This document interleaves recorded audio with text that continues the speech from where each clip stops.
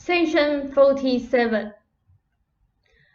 I will speak briefly so that you will know that I am here. I have been listening to your discussions. Before we are through, we will gather together a circle of acquaintances, all of whom we have known before. It will take 3 years at least before they will all be drawn here. But then, we will be able to really do something, and our work will show unheard of results. Your guest this evening did not merely happen to come upon your acquaintance, though free will does operate, as I have maintained. Nevertheless, Rock, R-O-A-R-C-K, also has his subconscious memories, and he remembers the times when we worked together. Nor is it any coincidence that the picture which you drew as a result of your vision struck him so forcibly. Rock is the name of your acquaintance. It is the name of Jean's entity. And about this, I will have more to say. His abilities along electronic lines are not at all surprising. Having been developed in various ways through previous existences, he was involved with esoteric religious ceremonies and concerned with certain religious, scientific, and psychic experiments long before your continent was civilized. He was a priest 4,000 years ago. These abilities have manifested themselves in various ways, and he has often taken upon himself taxes also of a sacrificial nature. In past lives, he never enjoyed the fleshy nature with which you, Joseph, and Rupert, and Mark were so authentically endowed. He was in almost all cases an aesthetic personality, 4 times a woman, 2 of these times a priestess, and once as a nun in the Middle Ages. The personality in many respects has been rigid, in that its purpose was so undeviatingly certain and severe that it allowed no room for levity or diversion. Again, the pattern begins to make itself known. The rigidity, while conducive to the development of creativity, also has temptations, in that a certain pride can become slightly sterile or ingrown. However, in this existence, the personality has opened up to a more considerable degree, and for its own development should continue to do so. This session is outside of our regular sessions, because I have known that Rock would finally be drawn here, and it is for his benefit that I have called the session. There are others who will come. Do not, however, consider that you yourselves have truth in the palm of your hands. Truth contains no distortions, and this material, with all my best efforts, and with yours, of necessity must contain distortions merely in order to make itself exist at all on your plane. I will never condone an attitude in which either you or Rupert maintain that you hold undiluted truth through these sessions.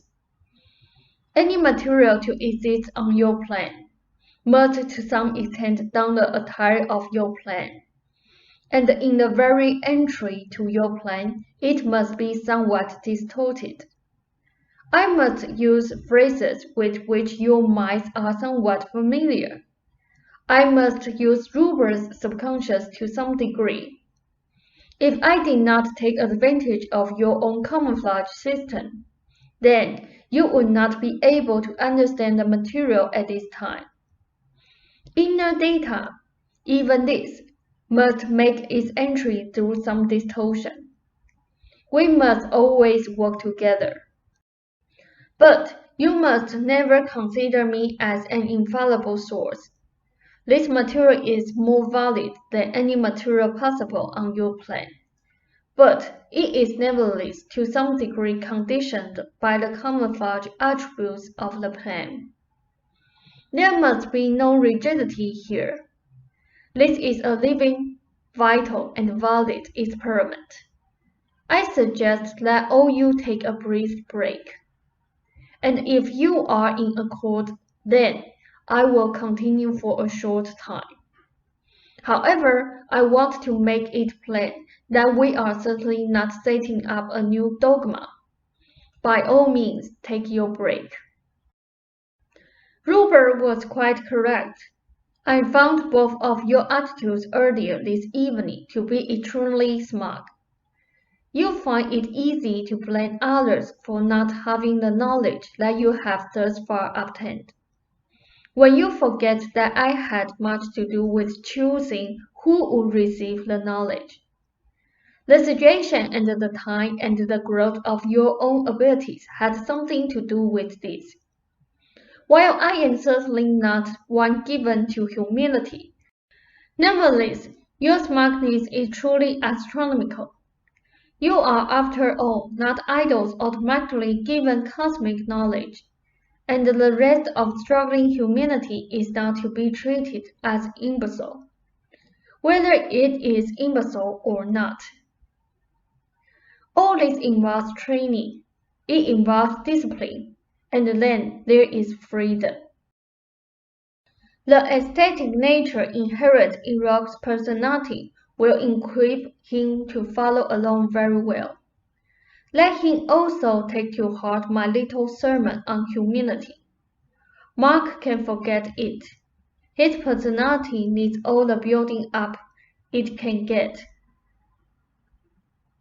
I have said the universe, that is the inner universe, does expand, but does not expand in space. For Rogue's benefit, ideas, theories, plans, capabilities expand, but do not take up more space, and so does the universe expand. But space is merely a camouflage, useful to you for a time, constructed through the use of mental enzymes, subconsciously and only for a brief span. Behind the camouflage, true reality exists. I have hinted at experiments to be tried, and we will go into these. Through the use of age, regression and hypnosis, you will be able with effort and discipline to prove the existence of reincarnation. Records will be found. Hypnosis is at best a poor tool, a light trance state. Self-induced can yield excellent results in a subject who is trained along these lines. Later, we will go into other experiments. As I have said, so-called space travel will be mainly divorced from vehicles, and the use of psychological time is the very first step in this direction. The barriers are yours. The barriers are camouflage. It is ridiculous to develop camouflage vehicles to deal with camouflage space, when all that is necessary is that you realize that camouflage is camouflage. Therefore, the barrier disappears. We will have much more to say along these lines.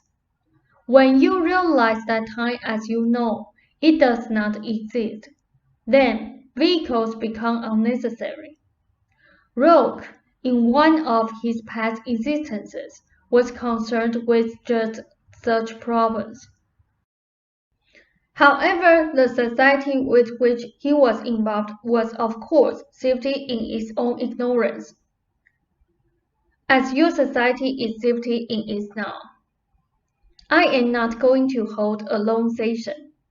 This is merely in the lines of an introduction, and may I here welcome Rogue to the session. There will be more to come, and many will seem as accidental as Rogue's happening into your household.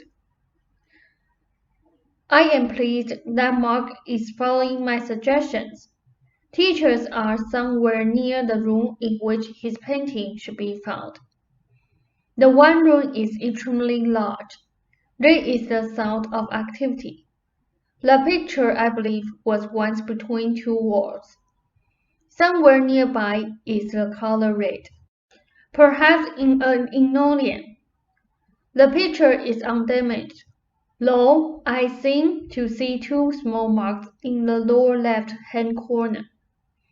If you are of the mind, Joseph, you may subtract the minutes of tonight's session from your next session. However, I would personally think it rather small. Ralph said, I never thought of it. They said, some night I will address many people, all of whom knew me, and many of whom knew each other. When Rupert's abilities mature, and when, if ever, he is able to forget that awesome ego, we will really show some signs. I was not originally in favor of gaudy displays. However, your precious psychic society has made me feel as if I would like to give them a good boot. Since this is an unscheduled session, I will not keep you, but I am extremely pleased, both because Mark finally made it to a session the other night. Finally, after knowing about the sessions for months, and also that Rogue has finally been drawn here. As a footnote, Rogue, you came too early the first time. I was not ready yet. Now, before poor maligned Joseph's handfuls of through sheer weariness, I will end our brief session, as always with my own regrets. Ralph asked, what are you going to do now, Seth? They said, you try to trick me. I do not do anything in the terms to which you refer, and my activities parallel your own only in a very slight manner. There is a quality of value existence and extension with which you are not familiar, and a position that I cannot yet make you understand. Ralph asked, why did I have some enlargement in my hand before this session started? They said, your pussycat knew, or sensed, that I was here. You sensed it, hence the swelling of your hands, which is only a symptom of the workings of one particular inner sense. Rogue knew it when he saw your picture. Ralph asked, what is the significance of that drawing to him? They said, the picture which you drew was the result of a vision you received last night. And my dear friends, the picture represents two things. I suggest a brief break, and I will then go into the picture's significance. The picture is a composite of two images having to do with Rogue. You knew he was coming consciously, and in your inner vision, you saw many things, and made of them one image. The eyes brimming with tears represent his eyes as they have often been ecstatic, compassionate, and overwhelmed. The laughing face, however, represents something else. It represents Rogue's overall entity. Laughing, I must say, in overwhelming mirth at this aesthetic nature of its own personalities, that so often closes out joy and freedom, and the pleasures of nature on your plane. Here we have Rogue's overall entity, laughing with mirth, but also with compassion. For while the entity enjoys all that is, the personalities have often turned their backs upon very much, in order to pursue aesthetic purpose. At another time, we will go into this more deeply. But Rogue recognized the picture, and subconsciously saw himself. In many ways, he and Mark have opposing personalities, and yet, basically the entities are similar to some startling degree. There is much more to be said here. Even now, until the almost immediate present, Rogue has followed in this life his aesthetic learning. He chose to be born under rather poor circumstances, and until the near present made little real or rather effective attempts, but only half-hearted attempts, to seek better conditions for his present personality. He was not an only child, and yet he felt himself to be an only child. There is a strong inclination toward protection in his personality. This is partially wholesome and partially the result of fear on his part. I hope that he will attend a regular session. He was also in Mesopotamia.